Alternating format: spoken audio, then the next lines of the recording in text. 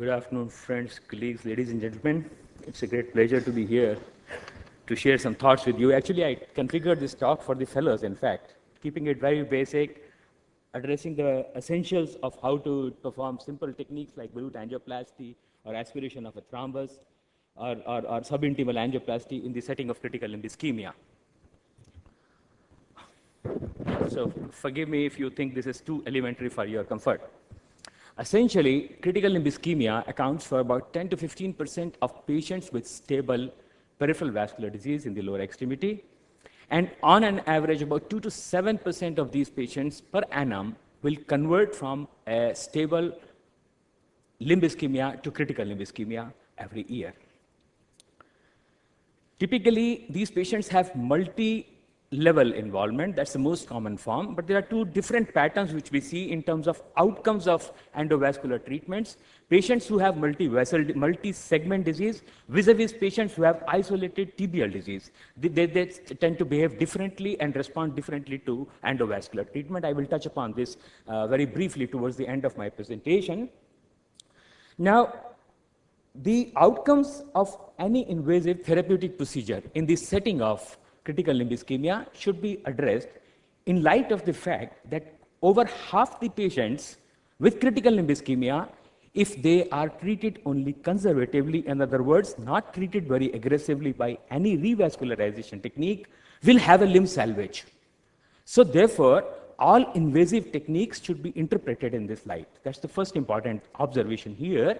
The second important thing is, unfortunately, we do not have much objective data in terms of randomized clinical trials, in terms of objective information comparing the results of endovascular and surgical outcomes in the setting of critical limb ischemia. Despite the lack of this evidence, endovascular treatment is being increasingly proposed as the first line revascularization in the setting of critical limb ischemia. I will touch upon this very briefly towards the end once again. Is there any evidence to support this strategy? Now, this slide, which is just barely 1 month old, this paper was published last month, shows you that if you see here, if you do nothing, 53% of limbs will be salvaged over 1 year in patients in the setting of critical limb ischemia. If you do simple techniques like spinal cord stimulation, you will have salvaged as many limbs as you will have the secondary patency at the end of 1 year after the best of endovascular procedures. The outcomes of surgery are much better in overall in unselected patients with critical limb ischemia in terms of patency and limb salvage at the end of 1 year. Now, having said this, let me come back to the talk of this presentation, that is, how would I proceed in the setting of critical limb ischemia? The first and the foremost thing is the case selection. Now, essentially, what I do is, the critical issue is the renal function, because most of these patients have diabetes, atherosclerosis, and various comorbid clinical conditions. So they limit our use of contrast material, our use of time in the lab. So therefore, this is an important information. Patients need to have an optimal imaging for me to decide a treatment strategy in the setting of critical limb ischemia. And how do I do that? Patients who have normal renal function, what I do is, I would do an MR angiogram, and I would have a one-shot view of the entire circulation in the lower limb, and this will show me the multi-level disease, show the distal runoff, so that I can take a call on my treatment strategy. In patients with deranged renal function, we will not use the contrast material of MR imaging. So in these patients, we would do a duplex ultrasound and do a targeted angiographic evaluation and endovascular intervention in the same sitting. Important thing here is, make sure that you are hydrating the patient well, make sure that you are pre-treating these patients with N-acetylcysteine for whatever benefit it gives, and make sure you use the right diet. You use carbon dioxide, and if you cannot, for whatever reason, you use non-ionic dimers, which are relatively renal safe. The second important thing is selecting the right lesion and the right technique. Now again, they are interrelated to each other. I am not going to be talking about very fancy techniques here, because for the fellows it's important to remember, learn the basic procedures and learn them well. So in the setting of critical limb ischemia, you should learn the use of thrombolytics, you should learn the use of balloons, and you should use selectively learn the use of stents. So I will restrict myself to these things. Essentially, what is important is the lesion located close to the ostium or involves the ostium and major collateral branches? What is the morphology of the proximal stump? Because this will decide how I will recanalize it. What is the extent of calcium? If the calcium or the thrombus is involving more than 1/3 of the circumference of the landing zone, then your device is not going to open. So your stenting has to be very carefully performed in this setting. Also, you must optimize your lab. First thing is that do not do these procedures on standard 6 or 9-inch image intensifiers, the ones which you use for cardiac angiography. Do them on a 15 or a 16-inch image intensifier so that you can have a larger field of view. Secondly, use the DSA. Do not do it on analog imaging. Also, two important things you must always have in your lab: the thrombolytics and the covered stents.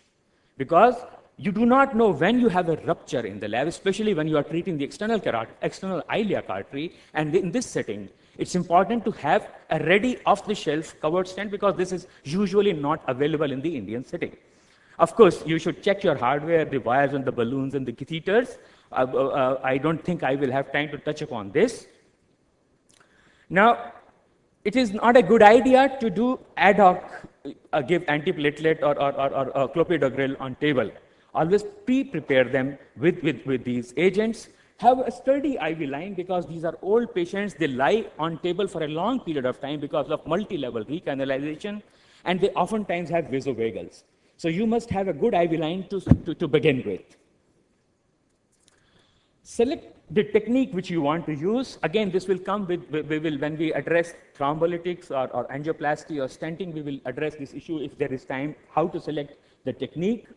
Make sure that you have the right access. You can use the brachial access, or you can use the contralateral femoral access if you are dealing with the external iliac or lower part of the common iliac artery, or the upper part of the common femoral artery, or the proximal superficial femoral artery. If the lesion is beyond the proximal 1/3 of the SFA, use the ipsilateral antegrade route. And sometimes, like in this case, where there is a common femoral artery occlusion at origin, when antegrade recanalization is not possible, you can puncture the popliteal or the pedial arteries and go from below up as well. Now, use an angled catheter and a J hydrophilic wire to cross, because this gives you the best support, and always do it under roadmap.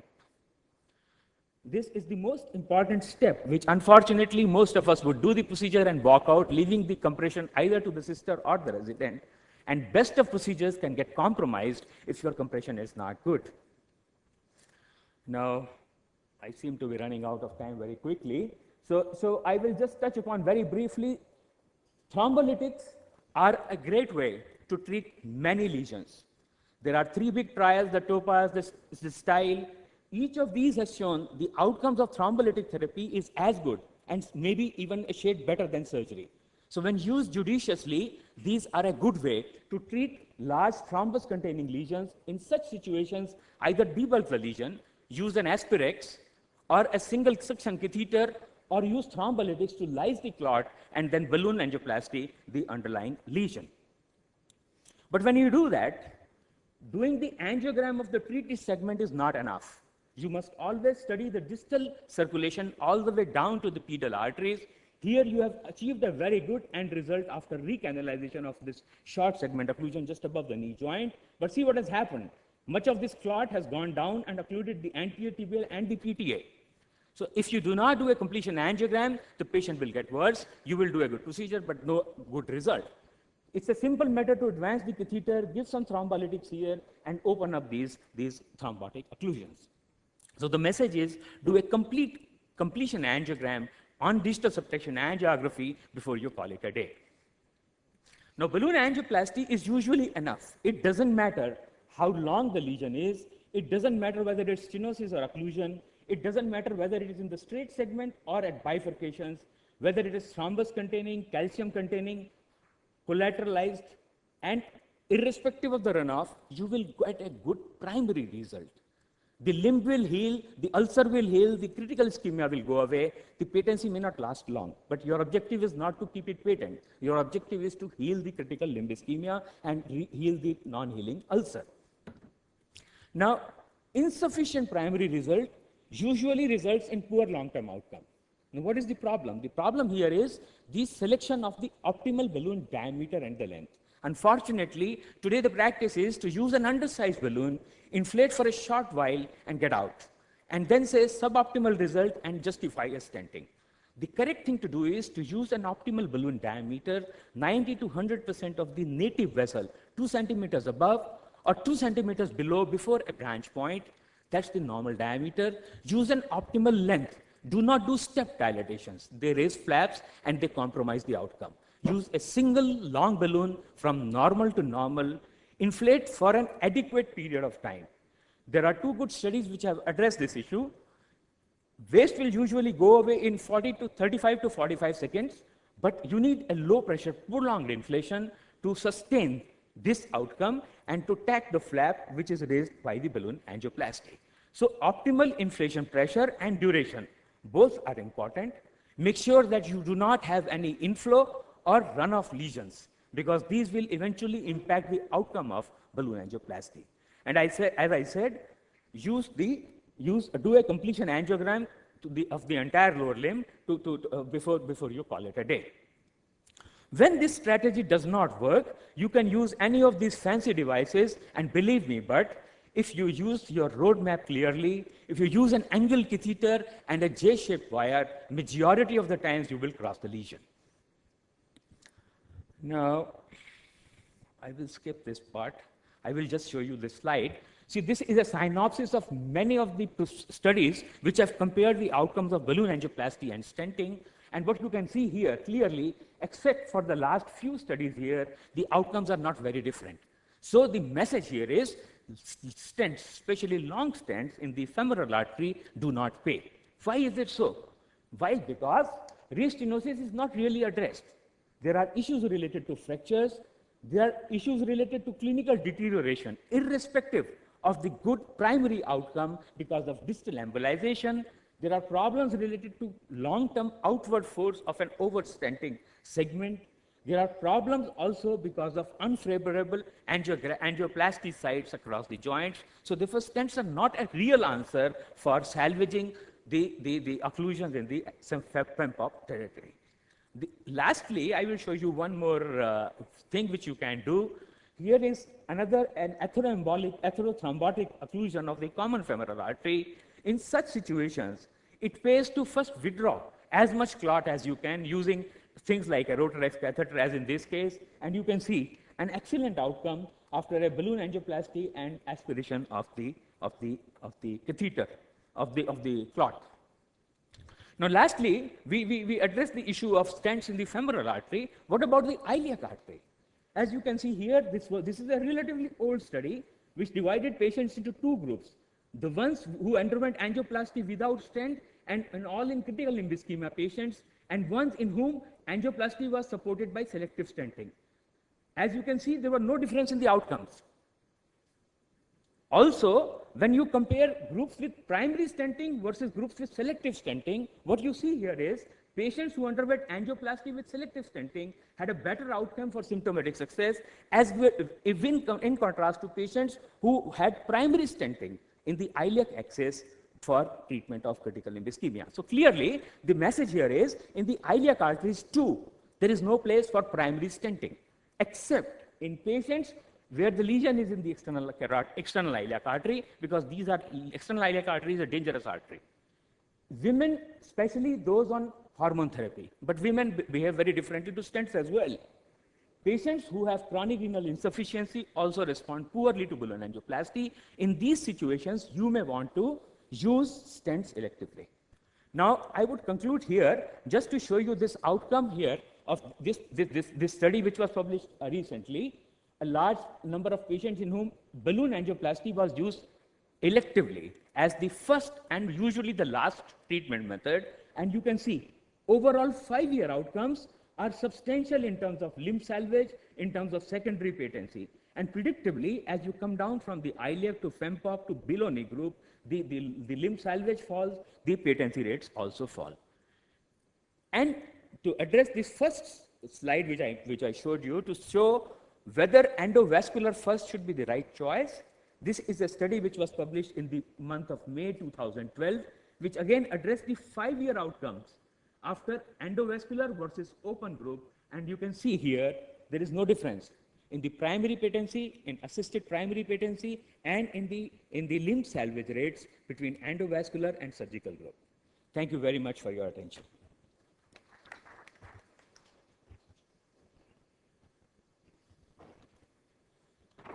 Thank you very much, Dr. Sharma. It was indeed a very good lecture, and it's like a real academic lecture.